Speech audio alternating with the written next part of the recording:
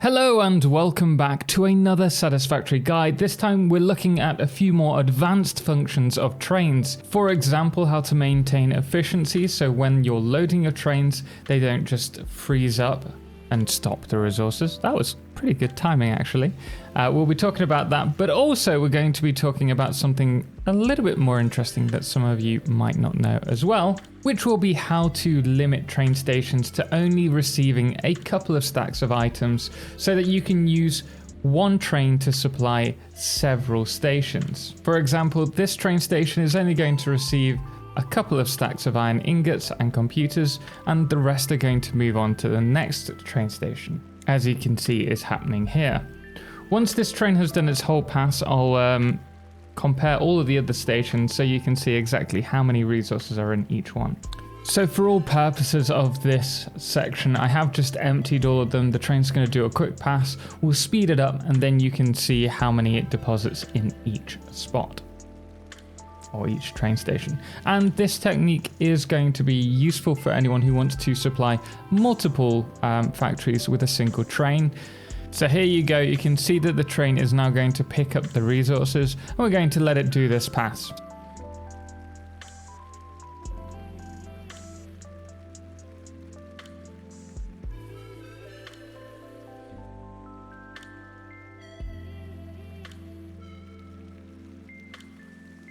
There we go. So that train has now finished. We're now going to check each of the individual train stations. I'm just going to stop this train from continuing on. I've just realized my world is full of crates and I've no idea why.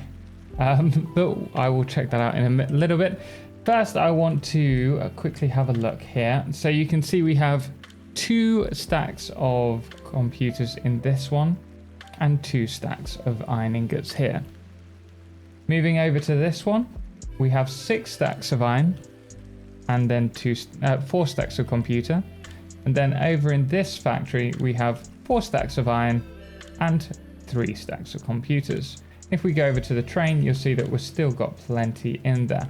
The way this is done is actually pretty simple. It's a basic overflow technique. So what we will do now is quickly, it's going to be easier just to remove these. So we have 2 smart splitters, one in front of each of the outputs, and you can see that resources are running through. And what we've done is limited the amount of spots in this platform by filling it up with something else and having that overflow back into here. Doing so gives us a choice in the amount of slots we can assign to this factory. So here we're assigning 2 free slots of iron ingots to go specifically to this factory, which may be for rotors, for example, or reinforced iron plates. On the other side, we've also done the same here for computers, assigning 2 stacks to this particular factory. And you'll see that we have done this with all of these factories. Now there is a caveat to this. You'll notice that the last stack is only half full, or roughly half full. The reason for that is if you have a full stack here, once one of those leaves and iron ingots clear this section, the raw quartz stands a chance of filling up here, which means that everything's decanting at a much slower rate. So I always make sure that these are half stacks where possible. It's a very simple system, but it does allow us to have multiple trains, multiple stations being fed by a single train. For example, if you had one factory dedicated, as we mentioned earlier, to reinforced iron plates or rotors, another one can be done for modular frames. They're still using the same iron resource, but you can run one train to multiple factories and they're only receiving the amount that they need to run. Of course, you do need to balance this out with the throughput. I had also wanted to talk about the more logic based systems with the train station.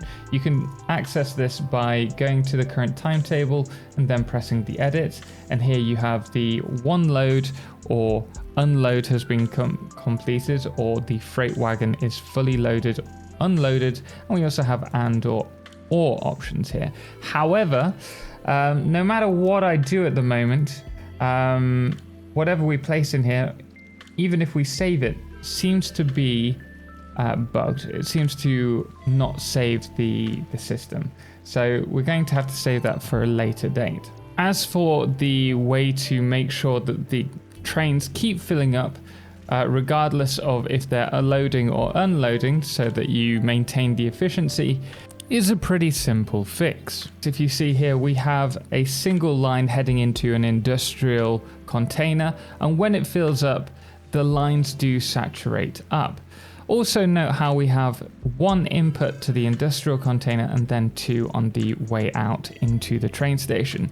This means that the industrial containers can continue filling up whilst the train is loading or unloading, and it will back up in the industrial container, and then we'll have double the speed of throughput on the way in. And you'll note that once the resources have fully exited the industrial container, it will go to a single line again, which means that your throughput isn't being throttled by the train loading.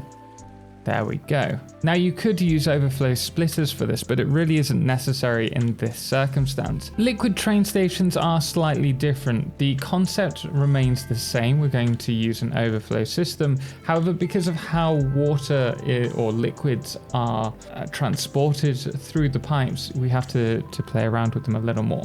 So what we have here is a line going straight from the extractors into the top input for the train station. This will keep running. However, once the train is loading, this is going to saturate up. And this is where this overflow pipe, which is an upside down U, will take the excess water into this liquid buffer. And from there, the liquid buffer will flow into the bottom section of the train station.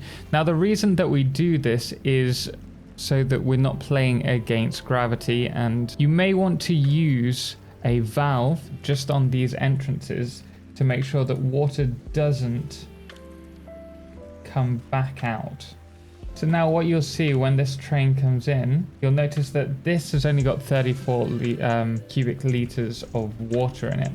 And as this saturates up, as this is loading, water is going to start overflowing through here once this fills completely. And here you go, it's overflowing into this storage unit.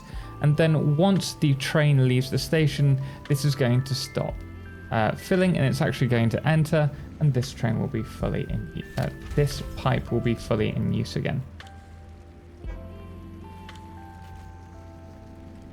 There we go. Now this is going to start emptying, and that way you're ensuring the efficiency of your train system is running at max efficiency. So there you are, guys, just a very quick guide. I hope you found it useful, just looking at two of the more advanced functions that you can do with trains. If you did find this video helpful, please do drop a thumbs up, and if you want to see more, don't forget to subscribe. Special thanks does go to our amazing supporters, most notably our TotalXclipse patrons, Cerebral Tag, James Irwin, Firefless, and Jerry 2, as well as our Lunas, Dixie Chris, Ben, and the Calamity, as well as our Blood Moon of the day, which today is Souch and Husky. Until next time, as always, ciao for now.